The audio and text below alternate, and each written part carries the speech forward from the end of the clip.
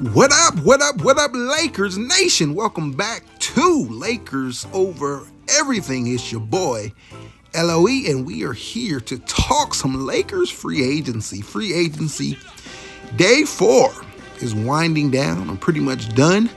And the Lakers did make a move today. They did make a move today. If you haven't heard, they re-upped on Jackson Hayes. Yeah, not the news that you wanted to hear, but I like the move. It does give you some depth at that position. I'm not mad at Jackson Hayes at all. I'm mad at the role the Lakers asked Jackson Hayes to play. It wasn't his fault, right? He did the best he could. We know for a stretch there, he was legit one of the best centers in the league for a good, month and a half. The Lakers went on a 21-4 run, 21 wins, 4 losses, and Jackson Hayes was looking real good. So much so that some people were saying, including myself, we might have our guy of the future. Luka does it again. We've seen him elevate so many centers, and we thought he did it again with Jackson Hayes. We thought that Jackson Hayes could potentially outprice the Lakers. We thought Jackson Hayes could command an MLE salary. Now, they did have his rights and all that stuff, so they could have afforded to pay him, but still, we thought that he could command an MLE salary at one point, the way he was playing. Of course, that story came to an end real fast, and so did the Lakers' hopes of being a contender, hopes of advancing in the playoffs, hopes of winning championship banner number 18. All that dried up real fast, and the Lakers needed a center, and we got our guy. We got ourselves a guy, right? We got Deandre Ayton. We landed him on yesterday, and now we have Jackson Hayes to back him up. So they reached a deal, 1-year deal. Now, people were freaking out because they assumed, or they thought, it was misreported that the Lakers gave Jackson a no-trade clause. First and foremost, it's the vet minimum contract, so big deal if it was a no-trade clause. It is a no-trade clause, a de facto no-trade clause, but we'll get to that in a second. Who cares? It's a vet minimum salary. They act like Jackson Hayes is really going to be or get in the way of a potential deal being made with this vet minimum salary. So typical Lakers Nation, just freaking out. That's what we do, right? That's just what we do. But back to it. So it is a no-trade clause, but it's a de facto no-trade clause. So Rob didn't offer him a no-trade clause. Per CBA rules,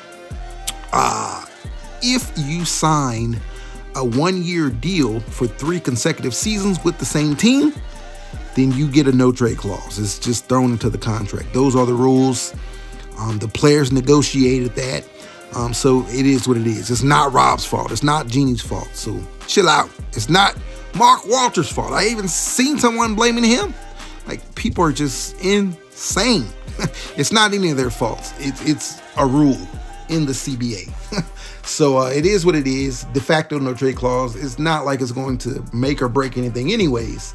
Like, Jackson is not going to turn down being traded if it came down to that. But again, his $3 million salary, what is that really going to do? But enough Jackson Hayes talk. Well, one more piece of information on that. My question now, so the Lakers were pursuing Al Horford, big Al Horford. They were pursuing Al Horford to come and be the backup behind DA.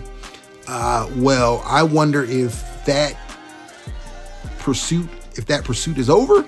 I mean, I don't know. So it came down that he was weighing 3 options. 1 was retirement. 2 was the Lakers, and 3 were the Warriors, right? In any order you want to put it in. I'm not placing an order on it. I'm just saying. So those were his 3 options. Well, he hasn't come out and said he's going to retire yet.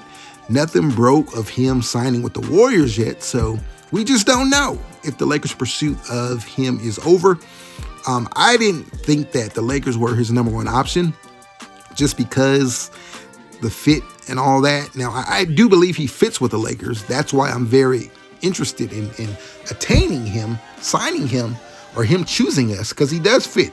he'll bring versatility at that position. We'll have our traditional big and DA, and then you'll have versatility with Al Horford, with him being a stretch big. And also, I would love to have his veteran leadership.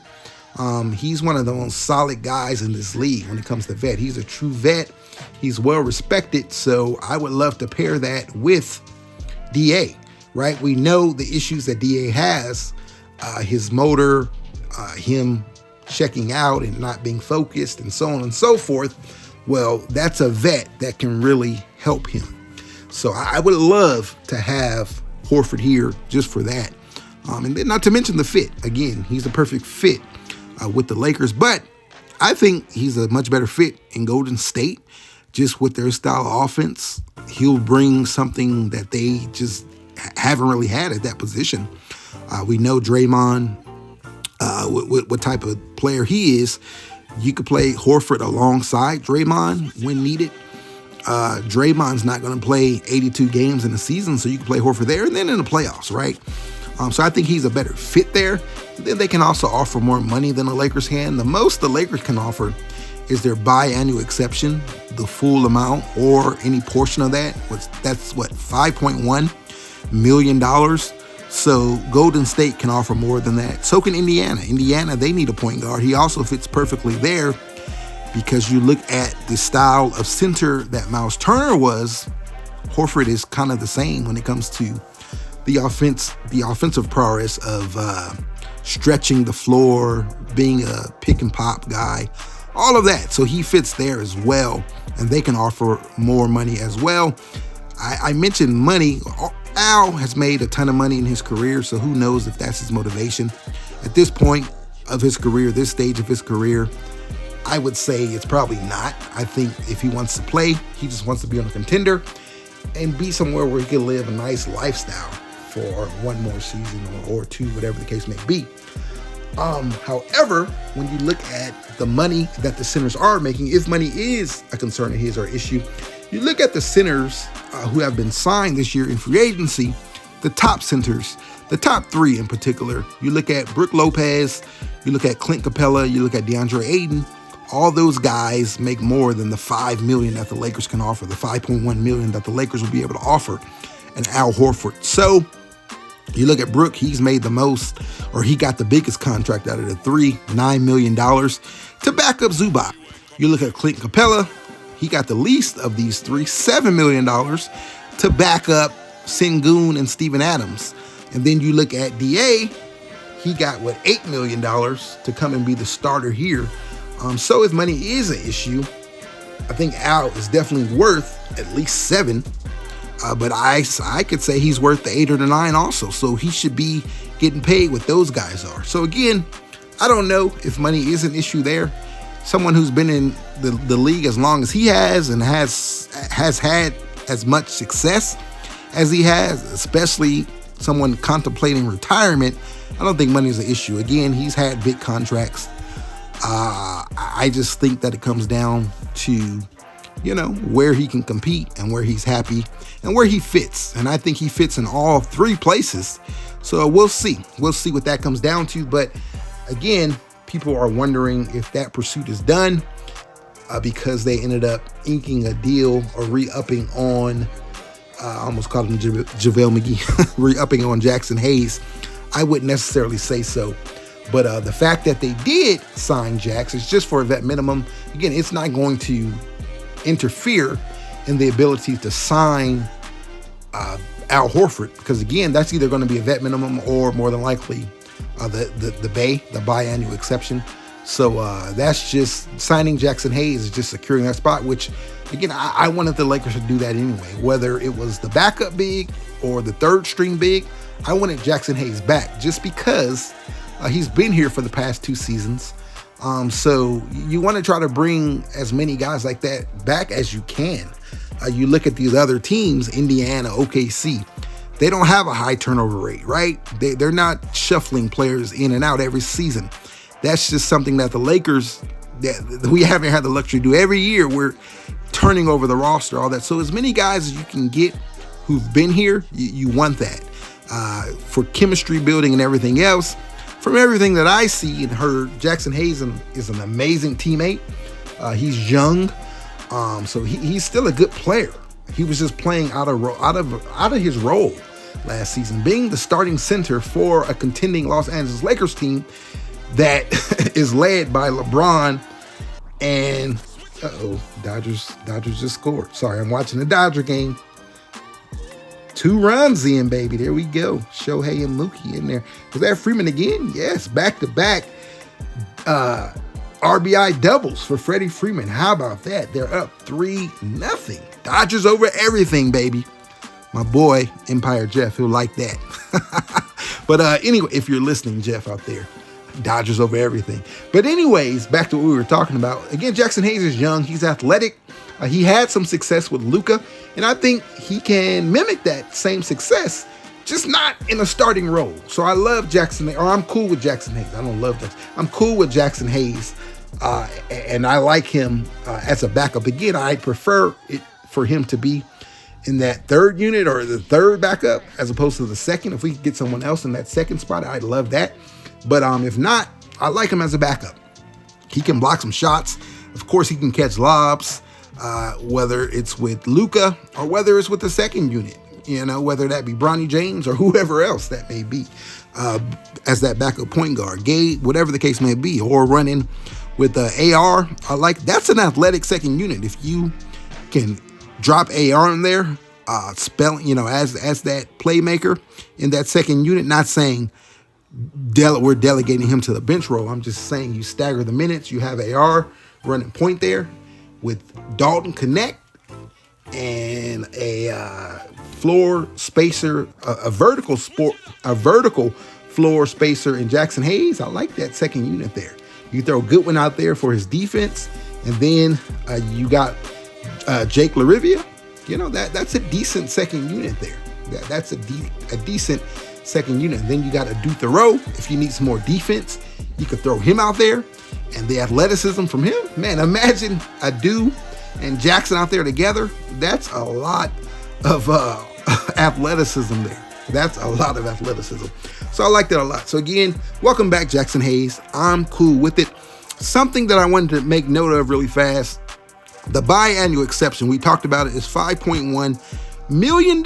So I don't know if you're aware, but so in the new CBA, you can trade someone into your MLE money, right? So the Lakers had that $14.1 million. If they didn't go out and spend it in free agency, they could have traded someone into that slot. So they could have found a player that's making up to $14 million, whatever the exact number was, and they could have traded them into that MLE money. It's the same thing with the biannual exception. So that $5.1 million, if they don't find someone in free agency, they can trade someone into that money. So that may be a way that the Lakers get more depth at that center spot. They may see someone out there that they like, and they could trade someone into that spot. Now, it does not have to be the full 5.1.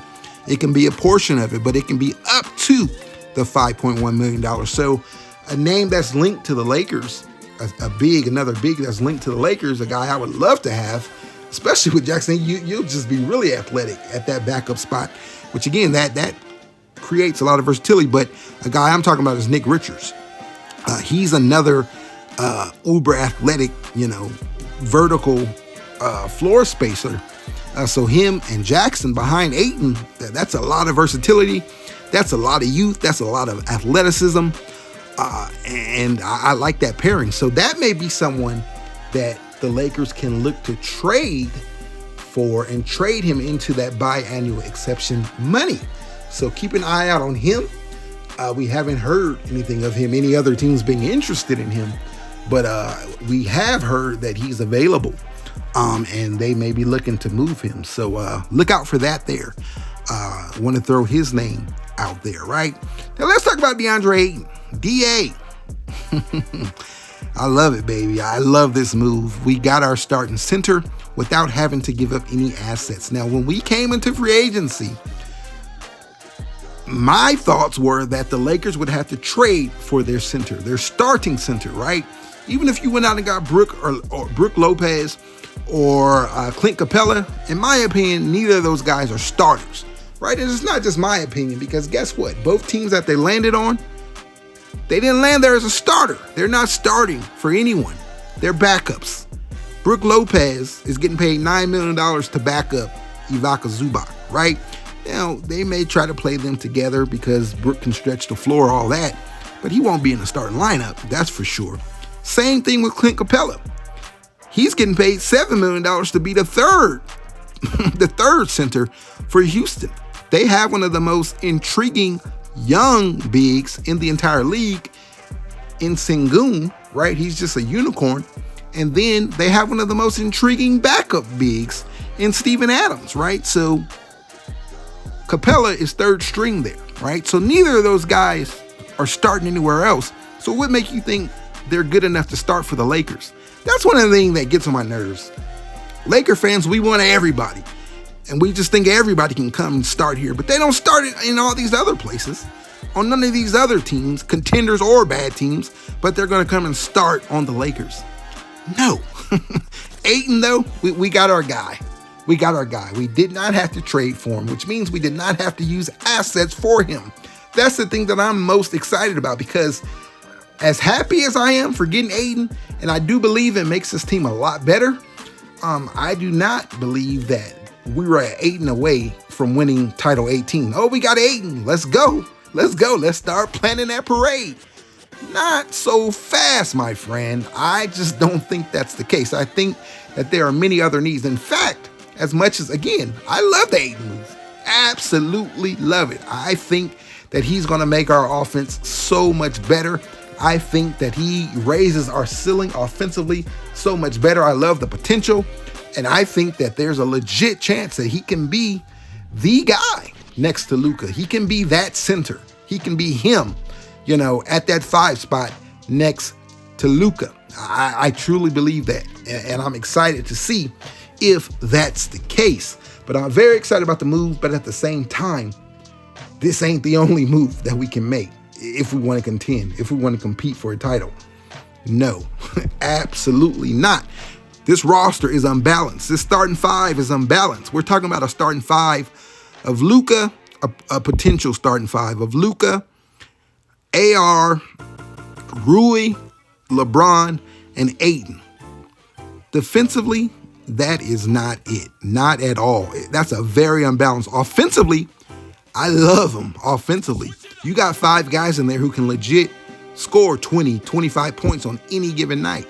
25 plus points on any given night. We've seen all of them do it. You've seen Ayton score, right? We know he can score. He's averaging 14 points in his career. So, yeah, he can get hot and go off and drop 30, 35. We've seen him do it time and time again. We have seen him do it. We've seen Austin do it, right? We've seen LeBron and Luka do it. They can do it in a quarter. And then we've even seen Rui Hachimura do it. He can get hot. He provides such a mismatch. He's shooting 40% from 3, 50% from the field for the past 2 years with the Lakers. So we know what he brings offensively. He's amazing, right? An amazing offensive player. So offensively, yeah, that's a very dangerous offense. You get into the pick and roll, all that stuff. Yeah. The teams are in trouble with that. They're going to have their hands full trying to stop that. But defensively, on the other side of the ball, with those 5, that potential starting lineup of LeBron, DA, and Rui in your front court, and Luka and AR in your back court, there is tremendous unbalance there defensively. So the Lakers have to make a move. I think they have to shore up that lineup, that starting 5, by making a defensive move. They have to get someone in there. And they know that as well. We've all seen the rumors. They're targeting Andrew Wiggins, right?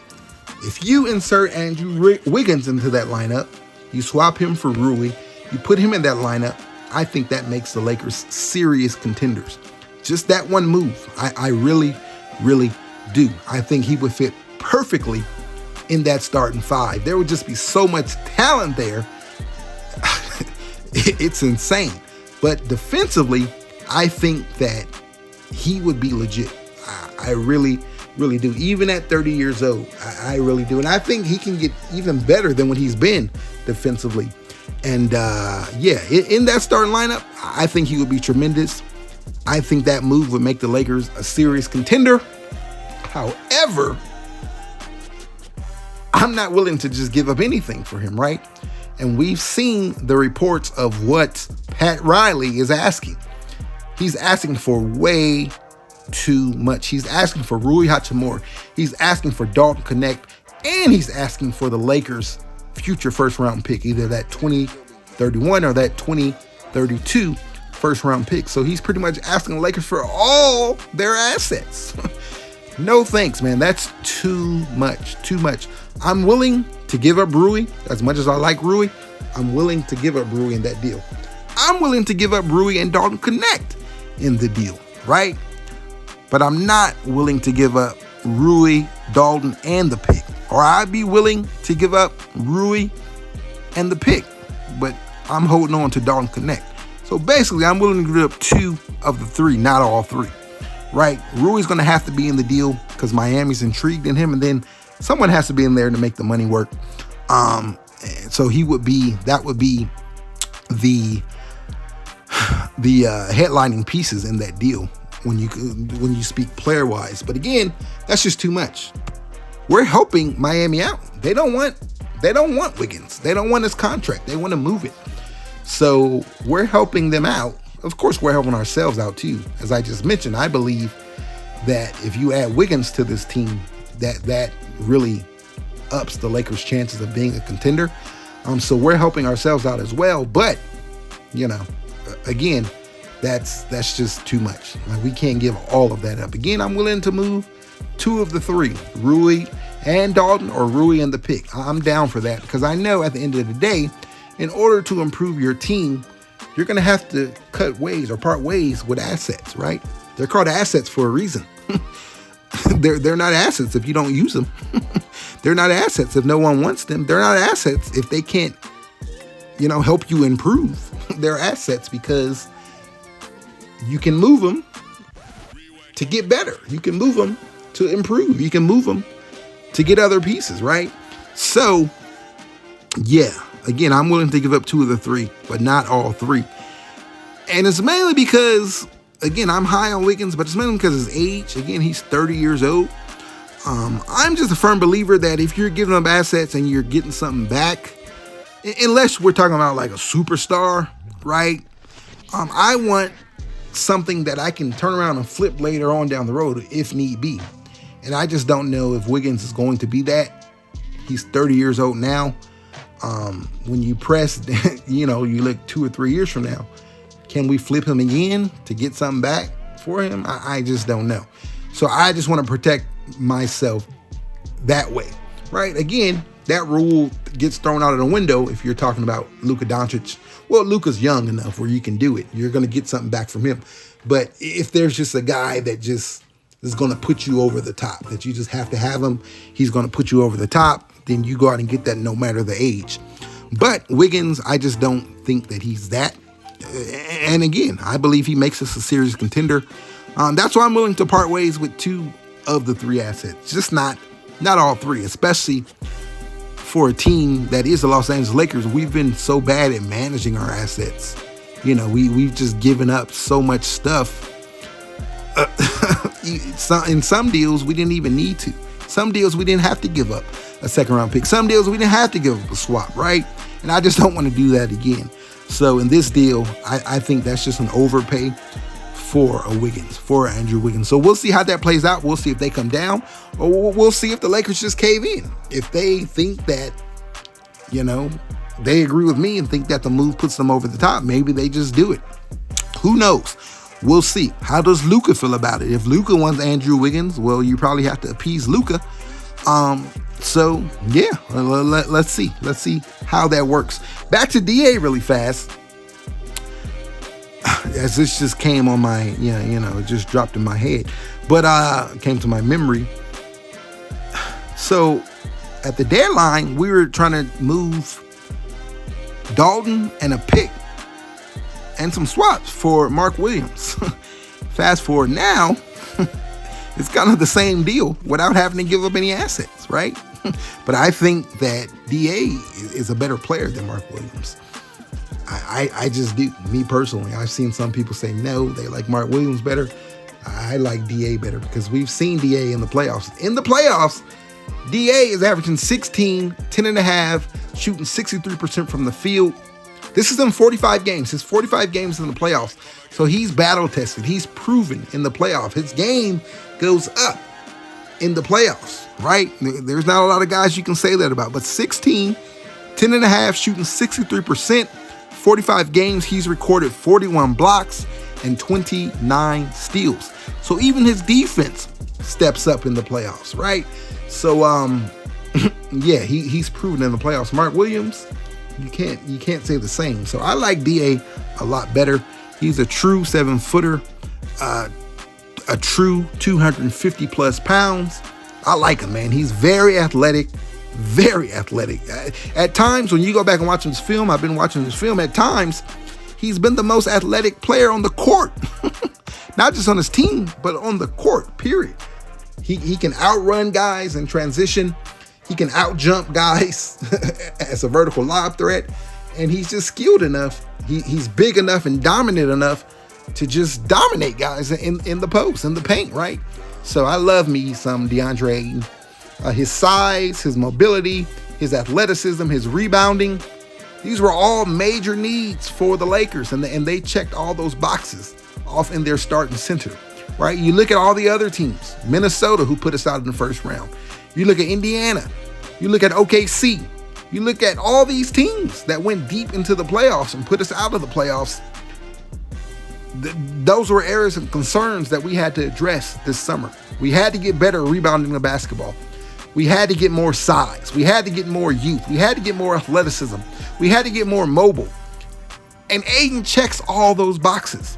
A 7-footer, 7 foot, 250 pound big who can outrun everyone on the court, who can outjump everyone on the court, who's young. He's 26 years old.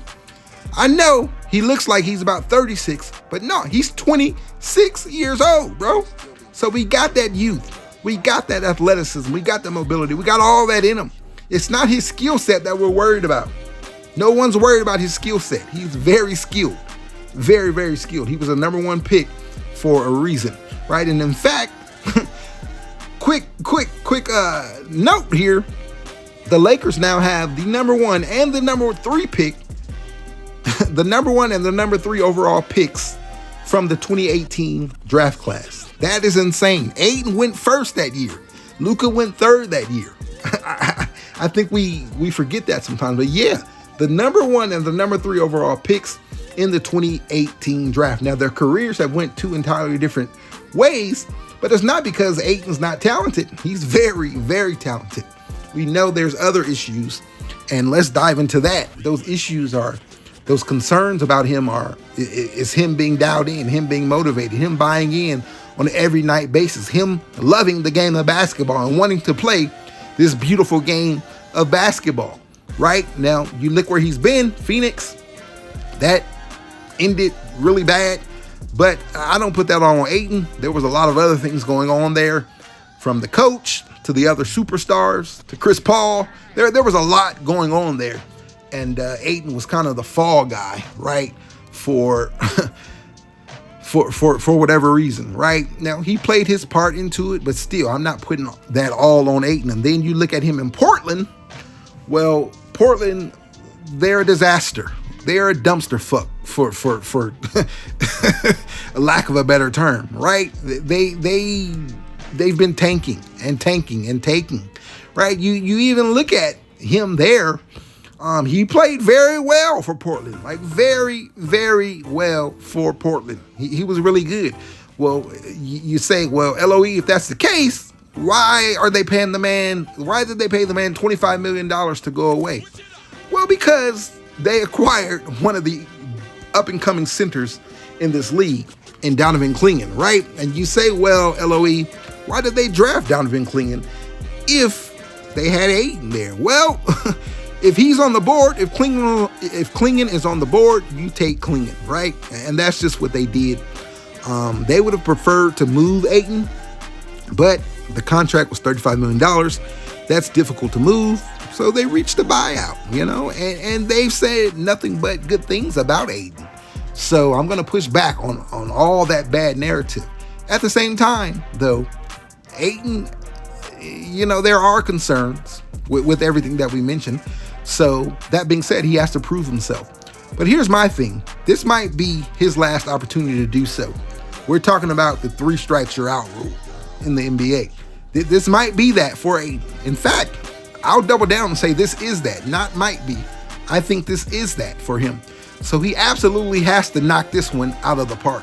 He can't have those same issues that he had in his first 2 stops, right? Because here's the thing. So if he doesn't, he's not going to be out of the league. I'm not going to say that. A 7-footer with all his talent, he's a double-double. He's not going to be out of the league. However, he won't command that start and center money. He won't command that star money, if you will, right? You look across the NBA, most of your star centers, decent. We're not talking about all-star guys. We're talking about regular centers, star centers. They're making at least $25 million, somewhere in that range, $25 million, right? Well, Ayton wants that same thing. He wants that same thing. He wants to command that same type of salary, and he has every opportunity to do so. If he comes in and he plays well for the Lakers and he contributes to their success and all those negative things that we've discussed, if he exercises all those demons and rids himself of all those demons, then guess what? He'll get $25 million, right? But if he doesn't, if he continues to be who he once was and he doesn't buy in and he has all those concerns, then he may be a vet minimum designated type guy. He might have a vet minimum designation. Once you get that designation, it's very difficult to get out of that caliber of player. Once one team pays you a vet minimum, then that's pretty much where you're at. It's very rare. I was just having this conversation the other day. Who are we talking about? I was talking to Jeff, Empire Jeff. We were talking about Dennis Schroeder. Dennis Schroeder, he got out of that designation, right? It's very difficult to get out of that designation. So we're talking about the difference of a vet minimum, which is $3 million a year, to a starting center type salary, which is $25 million a year. He could legit ball out this season and command a salary of 4 years, $100 million next summer, right? So we're talking about generational wealth here, right? He's already been paid. He just got paid $25 million to go away or to be bought out by Portland. So again, that's the type of money we're talking about. $3 million per year, $25 million per year. $3 million or a 4-year, $100 million contract. And who's to say that it's not the Los Angeles Lakers who offer him that? Again, if he balls out, they will come in and offer him that. They'll have the cap space next summer to offer him that type of money. And we don't just need him for a year. We need this to work out so he can be our guy. Because guess what? Guess what's going to happen exactly 1 month from today or 1 month from yesterday on August 2nd? Guess what's going to happen? Luka Doncic is going to put ink to paper and extend that contract. What will that extension look like? I don't know. I think it'll be somewhere 3 years, right? So that, or a 4-year deal with the player option, 3+1, something like that. I think it'll be that. So that way he'll reach his 10 years of service and then he'll be eligible to receive up to 35% of the Lakers cap space. So I think he'll do that. But nevertheless, he's going to be here. He's not going anywhere. Forget what the haters are saying. He's not going anywhere. He's going to sign a contract with the Lakers. And guess what? We're going to need a center to pair with him moving forward.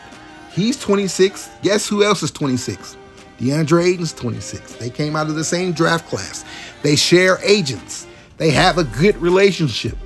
Their families have met one another. So this is a pairing that could be, for the next 4 years, 5 years, probably even longer than that. This could be that pairing. He could be our center for the next 4 or 5 years. And then we'll get someone else in there, someone younger or whatever. But we're not looking for just a 1-year guy. So he comes in and balls for the Lakers. Then guess what? He could be signing a 4-year, $100 million deal with the Lakers next summer, right? That's what I want. Because if that happens, then this worked, right? And basketball on the court, the basketball court, all the other BS taken away or set to the side on the basketball court, it's a perfect pairing. In fact, I think that DA is legit the best center that Luka has played with. If you're not considering Porzingis, right? Porzingis is different. So you can say him for the little bit of time they played together. But Powell, come on now, let's be real. Lively, I get the Lively argument. I could see someone saying Lively is better, but DA has done more. So we'll see. We'll see how that plays out. Lively could eventually or potentially be a better player than DA. You talk about Gafford, I'm taking DA over Gafford. So he could legit be the best center that Luka has ever played with, right? So on the floor, it's going to work. On the floor, he's going to get the easiest buckets of his life. On the floor, he's going to catch lobs from Luka. On the floor, he's going to be the recipient of wide open threes. On the floor, he's going to make the Lakers offense so much better, right? That ball screen offense that the Lakers run, well, it worked tremendously, right? That period you had Jackson Hayes doing what he was doing, but they took that away. They absolutely took that away, eliminated him, and that ball screen offense, it wasn't as dangerous because what was once a three-dimensional offense, ball screen offense, it became a two-dimensional ball screen offense, right? The first dimension being Luka, with the ball in his hands and doing everything he can do. The second dimension being that weak side, those guys on the weak side, a Rui, a LeBron, an AR, a Dalton, all those guys on the weak side that Luka can get the ball to, and it's just a mismatch, right? And the third dimension being that vertical lob threat, that roll threat, if you will. Well, DEA is going to bring that in here, and it's not going to disappear. It's not going to disappear the way that it did with Jackson Hayes. It's just not. He's too talented, and Luka is too great. It's going to create so many problems offensively. So many problems offensively. So the ceiling has just raised tremendously. He's a tremendous ceiling raiser. That's what we want to call him. DA, we're talking about, right? So offensively, on the court, the fit is going to be immaculate, right? It's going to be insane. We're going to love it. We're going to see DA go out there and drop 30 points some nights. It's going to be crazy. Not saying that's what we need. We don't need that to win. We don't need him to be prime Shaq. We don't.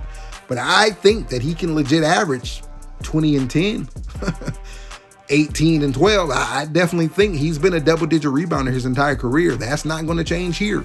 That is not going to change here. A team that desperately needs someone who can rebound the basketball. He's going to do that. And again, he's going to get so many easy buckets. We're talking every night he's going to get 5 to 6 bunnies, 5 to 6 easy dunks, 5 to 6 easy lobs, 5 to 6 easy wide open threes. So, yeah, offensively, it's going to be a beautiful sight to behold. And I can't wait. I just cannot wait. So how did we get here? How did we get here? Everyone talks about Rob. People say letting DFS walk was bad asset management. I don't know, because I just don't know. So when we acquired DFS, we were in an entirely different team. We were in an entirely different team. That was the LeBron AD era, right? We had AR on the roster. AR and D'Lo they just did not work. So we absolutely had to move D'Lo, and we moved them for DFS. We moved them for more defense. But at the time of making that move, we did not know that we would have Luka Doncic fall into our lap. Now, DFS is such a good player. He fit alongside him also. It was a perfect pairing. He's the perfect guy to pair on a Luka-led offense, Luka-led defense, whatever you want to call it, a Luka-led roster.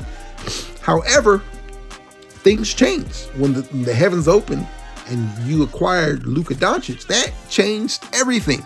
Absolutely. It absolutely changed everything. It changed the Lakers' timeline along with everything else, right?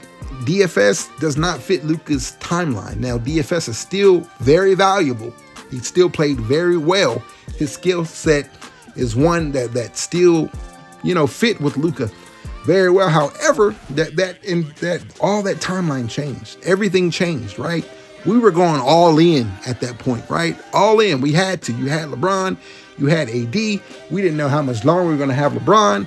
We didn't fully trust building the future with AD, him being our guy moving forward post LeBron. We were in flux, right? We were just in a place we didn't know what it was going to be. Let's keep it real. Let's keep it a buck. Let's keep it 100. We just didn't know what that was going to be. I was not comfortable moving forward with AD, and I do not think Jeannie and Rob and the Los Angeles Lakers organization or the rest of Lakers Nation, I don't think any of us were comfortable with that, right? No shade to AD. Hey, it just is what it is at the end of the day. He was just not the guy that you want to move forward with. Yeah, so they had to go all in. And that was the all-in move. You had to get DFS in there because we just need defense so much. But when we acquired Luka Doncic, that changed everything. Now we have our guy for the next 10 years. Now we have our next superstar. Now we have our franchise player. We have our cornerstone. We have him. Luka is him. We have him, right? So things change. So a guy like DFS, 4 years, $53 million. Yeah, I don't think that you want to do that. I just don't, because it's going to eat into the cap space. We're talking about at the end of that 4 years, he's 32 now. He'll turn 33 during the season. Yeah, I'm not trying to have a 36, 37-year-old guy on my roster, 4 years from now. I'm just not trying to do that. Not when you have a 26-year-old Luka Doncic, Luka Doncic who will be still in his prime. He'll still be 30 years old. So I'm not trying to have a 36, 37-year-old guy next to him. And let's just be honest, DFS was great, but it's not the same DFS from 2-3 years ago. He's lost a step, clearly. We saw that last year. And, he can no longer defensively. He was still great, still our best defender by far. It wasn't even close. But he was still a guy who couldn't guard. It was a different version of DFS. He no longer could guard the 2s and 3s. I think he was better suited guarding 4s and being a small ball 5. That's just the reality of the situation. 32 years old. It is what it is, right? So, no shade there or anything, but I just didn't want to buy into 4 years of DFS, and the Lakers felt the same way. In fact, they were cool with 2 years. They were cool with the money. It wasn't money. They were cool with offering DFS the same money, but for 2 years. The same annual money, but for 2 years, not 4 years. So I totally get it. So saying that was bad asset management because you let him walk and you gave up 3 second-round picks for him, again, 2 entirely different situations, 2 entirely timelines, 2 entirely different teams. Once you got Luka, everything changed. The entire team changed. The entire plan and vision of the team moving forward changed. All that changed. So it wasn't bad asset management. And in fact, you were able to flip DFS by letting DFS walk. This is what the reality of the situation. This is what it boils down to. By letting DFS walk, you were able to get your center. Again, you didn't have to use assets to get him. By letting him walk, it opened up the full MLE. You were able to get your center in Ayton, right? Who could potentially be your center for the next 4 or 5 years if this all works out. You were able to get Jake LaRavia, right? A promising wing, a young promising wing, very, very good offensively. Defensively, we'll see what we could coach him into. And you were able to open up the biannual exception, so that's another $5.1 million that you could go out and spend on another player. We'll see if they do what they get. And you were able to keep your assets so you could still improve the roster that way via trade. You have assets to move. You have expiring contracts. You have a Dalton Connect. You have future draft picks to move to improve the roster there. So all of that was opened up because DFS walked. Because guess what? If you re-upped on DFS, you didn't let him walk, you gave him the 4 years. If you did that, none of that stuff we just mentioned would be possible. Your MLE wasn't going to be possible. The biannual exception wasn't going to be possible. Having all the assets that you have now to go out and make a trade for a wing or shooting or whatever the case may be, a guard, a point of attack guard. None of that was going to be possible if you re-upped on DFS, right? So it was either DFS or all this other stuff. Now, you would still have some assets available. Probably, you probably wouldn't use all your assets in your trade for a center, but you were going to have to use some of them, right?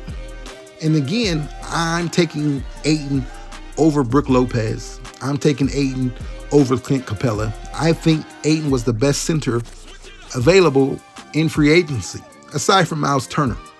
But again, I think that Ayton fits our scheme, what we're going to do offensively and defensively better than a Miles Turner does, right?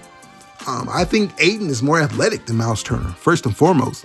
I think that he's a better rebounder than Miles Turner. I think he's more physical than Miles Turner. I think I like Ayton better. But scheme-wise, Miles Turner is a pick and pop type big. You know, he's a stretch big. I don't think that's what we need next to Luka. We've seen what Luka looks like in his max. We've seen Luka play at his max basketball, right? And that's when he has a rim-rolling vertical lob threat big. That's when he has someone who can pick and roll, that excels at the pick and roll as opposed to the pick and pop. Now, DA can do both, but when it comes to being that pick and roll guy and you know, presenting that vertical lob threat, DA is better, hands down. So I think he fits better. So, but had we got Miles Turner, I would have been ecstatic about that as well. And Miles doesn't come with all the baggage, if you will, that a DA. But again, 26 years old, I just think it's a risk that you have to take. If it doesn't work out, guess what? We didn't give up anything to get him. All it is an $8 million expiring contract. So it's a low risk, high reward move that you absolutely have to make. Enough of all that. Before we get out of here, who are some other guys that we could potentially target or get in here? DeAnthony Melton, his name has been linked to the Lakers. That's a guy that I would love to have. He's coming off a serious injury, ACL injury. So therefore, I think we should be able to get him for a vet minimum contract. But if it takes more than that, you have your biannual exception there. So we'll see. I think that he'll fit perfectly. He'll be another guy that we can bring in here on a prove it type deal, as he's looking to rehab his image, right? Not that he brings all that outside baggage. He just had a very serious injury. So I would love him. And we'll see. We'll see what other names pop up. Here's the thing. We're moving into the 4th of July. Well, by the time you're watching this video, I don't know when it'll be uploaded, but it'll be 4th of July tomorrow, right? So the league typically shuts down then, probably for the weekend. So we may not see any action or see any moves during that time. So we may not see nothing until next week. But then again, it's only a phone call. So we'll see. We'll see. It takes 2 GMs hopping on a call, and boom, before you know it, we could have a trade done while they're out barbecuing or on their yacht or in the lake or whatever else they're doing, at Disney watching fireworks, whatever else they're doing, right? It could take a 5-minute phone call and we got some action. But typically, you know, the league kind of shuts down for that holiday. And the fact that it's on the weekend this year, it's going to be a 3-day weekend, it may shut down all weekend. So we'll see. We'll see how that plays out. Something else to consider is next week is Vegas Summer League. So guess what? Guess who'll be in Vegas Summer League? Yeah, your favorite young up-and-coming guys will be there. Bronny and Dalton and all those guys will be there. Cooper Flagg. But guess who else will be there? All the GMs. All the GMs will be there face-to-face, right? So it's different when you're face-to-face. So a lot of deals can get started there. A lot of deals can even get done there. So that's something to keep in mind also. When everyone convenes in Vegas, all the GMs and team personnel, you know, everyone's in Vegas, you know, some deals can get done. So we'll see what the Lakers do. Again, I believe they have to make another move because this roster is unbalanced. You look at right now, we have 15 roster spots full. We have Luka, Gabe, Bronny, AR, Dalton, and Goodwin in our backcourt. And in the front court, you got LeBron, Jake LaRavia, Rui, Vando, Adu Thoreau, DA, Jackson Hayes now, and Maxi Kleber. That's 15 spots taken. 15 spots there, right? So I think you need more on that bench. We talked about, I think you need something else in that starting lineup to balance that thing out more defensively. So we'll see. We'll see what they do. But they have 15 roster spots full right now. And then they have two-way spots. Two of the three two-way spots full in Jemison and Dixon, right? So we'll see how it all works out. But again, the Lakers do need to make a move, so I'm expecting more moves to come. Again, they have that 5.1 biannual exception that they can use. They have the assets, the tradable assets of Dalton Connect, the future first-round pick for something big. They also have all these expiring contracts of Rui, expiring contracts of Maxi Kleber, the expiring contract of, who am I missing? Gabe Vincent. So that's a lot of money right there. That's a lot of money to go out and put in some deal to get someone back. So will it be Wiggins? We'll see. Or who else? Is there someone else out there? We will see. We will see. We will see. Something else I like about this squad. DA. So all these guys, these are some hungry guys, right? We talked about DA ad nauseum tonight. How he's playing for his next contract. He's playing for his future. He's playing for his security in this league. Again, there's a lot at stake for him, right? He has to ball out this season because the difference between balling out and not balling out may be a vet minimum contract compared to a $25 million per year contract, right? We're talking about vet minimum or a 4-year, $100 million contract. That's what's at stake for Deandre Ayton this season. But not just Deandre. If you keep Rui Hachimura, he's on a contract year. AR, he's on a contract year. Remember, he turned down that option or that extension that the Lakers offered, as we all knew he would, because he could just make much more next summer. So he's on a contract year. So if he balls out, then guess what? We're talking 30, 35, even up to $40 million. That's where he maxes out at, $40 million. So depending on how he plays, how good he looks next to Luka, how much of a jump he makes, you know, he's playing for millions of dollars here, right? You look at Luka, like you look at the last two Luka seasons, right? He has a ton to play for. He's the new face of LA. The Dallas trade, it hit him hard last year. We understand all that. The humanity part of this, being traded from a place where you thought you would spend your entire career. He was moved. That's a lot on the mentals, right? That's a ton. Although these guys we don't think that they have a human side to them because they're making hundreds of millions of dollars, but they do. And that was a big move for him. But that's over with now. Now he can have a full off season in LA, and now he can fully embrace what it means to be a Los Angeles Lakers. I think that process started last season. He got a lot better and distanced himself from that, you know, particularly after going into Dallas and beating their asses, right? Putting boots to asses in Dallas. So the 45 points that he scored in Dallas, right? But again, it's going to be to another level this summer because he's here all summer and he has a full off season, all that. And then he's heard everything that's been talked about. Him being a fat ass and him being lazy and his defense, all that shit that everyone's been talking. He's heard all that bullshit, right? So he's going to come back with a vengeance this year. And then you even look back a year before that, you know, the Boston, when he went to the finals, he got his ass busted against Boston. Like his defense was fucking atrocious against Boston, right? So you look at his last two outings, there's a lot. And he sees that. He knows all that. And one thing we know about Luka, if you chirp, guess what? He's going to chirp back. So he's putting in the work. We've heard it. We've heard he's walking around looking like the Slim Reaper. We've heard all this stuff, right? So he's going to come back with a vengeance. So this is a very hungry team here, right? A very, very hungry team. You got Jake LaRavia, he's going to be given an opportunity that he just hasn't had in his career, whether it be in Memphis or in Sacramento. You know, he just hasn't had the opportunity. Well, guess what? His ass going to get an opportunity this time. You got a young rookie and a Adou Thoreau that the Lakers moved up 19 spots. He needs to go out there and show that he was worth the Lakers moving up those 19 spots to get. So that's another guy who's going to be hungry. So you got a team full of dogs, hungry dogs that want to show their worth in this league and want to show that all the chirping that they're getting, that they can match that same energy by playing on the court. So it's going to be exciting, man. I'm excited about that. And I think that's something this team needs. Vando, another guy.